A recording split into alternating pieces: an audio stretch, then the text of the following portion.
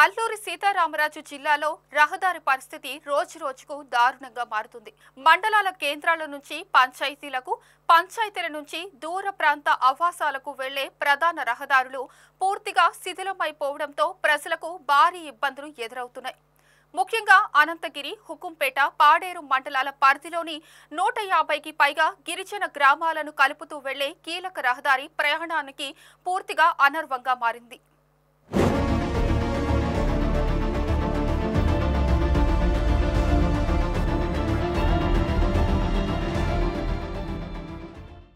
అల్లూరి సీతారామరాజు, అనంతగిరి, హుకుంపేట, పాడేరు మండలాలను కలుపుతూ వెళ్లే ఈ ప్రధాన రహదారి స్థానిక గిరిజన జనాభా జీవనాధారంగా చెప్పుకోవచ్చు.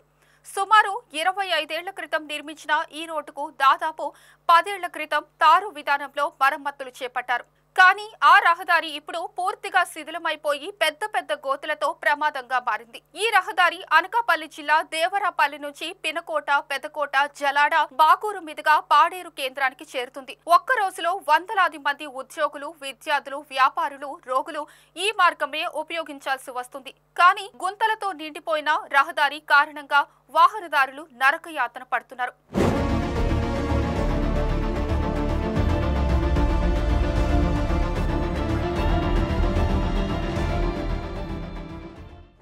మా వీబీసీ ఆన్ టీవీ ప్రతినిధి క్షేత్రస్థాయిలో గ్రామస్తులను, ప్రయాణికులను కలిశారు.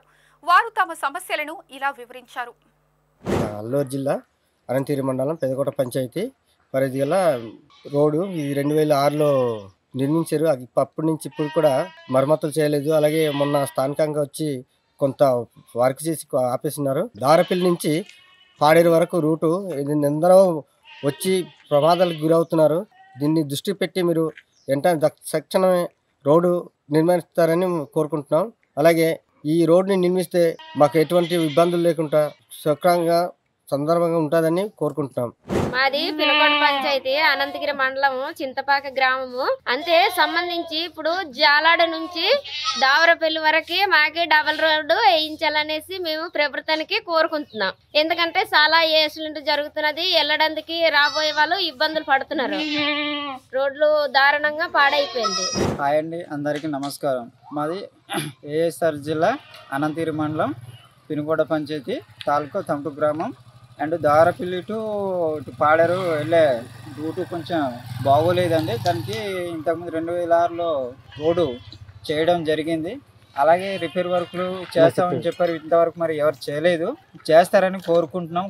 గిరిజన గ్రామాల ప్రజలు ఏళ్ల తరబడి ఎదురు చూస్తున్న అభ్యర్థన ఇదొక్కటి కాదు.